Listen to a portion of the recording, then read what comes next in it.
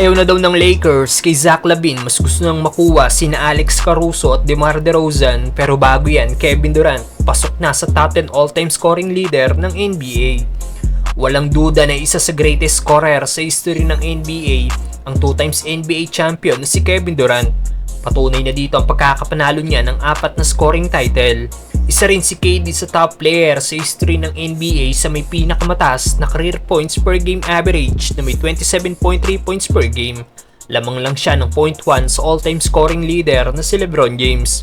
At kanina sa naging laban ng kanyang team na Phoenix Suns kontra sa defending champion na Denver Nuggets, tuluyan na nga pong nakapasok si KD sa top 10 all-time leading scorer ng NBA.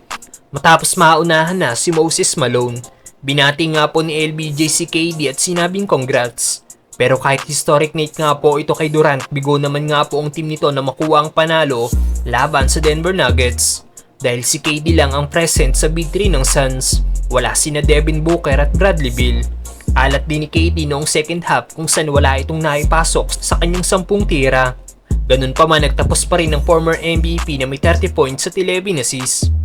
Samantalang Lakers, ayaw na daw kay Zach LaVine, mas gusto nang makuha sina Alex Caruso at DeMar DeRozan.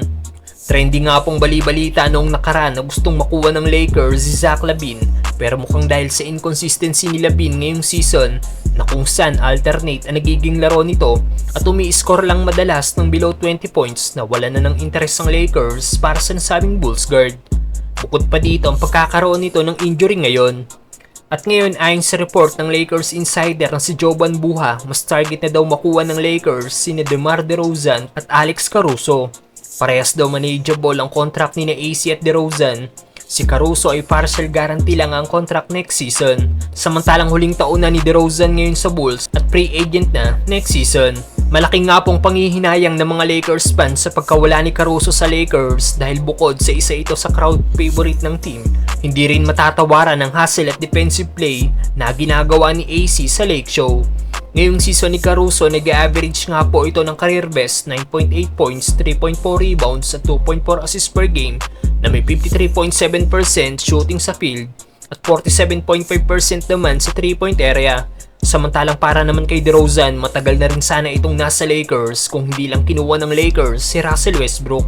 Dahil matatandaan natin noong 2021 season, nagpahayag ng interes ang free agent na si DeRozan sa Lakers na gusto nitong maglaro para sa nasabing franchise. Pero mas pinili nga po ng Lake Show ang former MVP na si Russell Westbrook. Kahit 34 na nga po ang 6 times All-Star, still maganda pa rin ang inilalaro nito ngayong season, averaging 21.3 points, 3.2 rebounds at 4.6 assists per game, shooting 45% sa field at 36.4% naman sa 3-point area. Sang-ayon ba kayong kunin ng Lakers ang dalawang Bulls player, mga brother?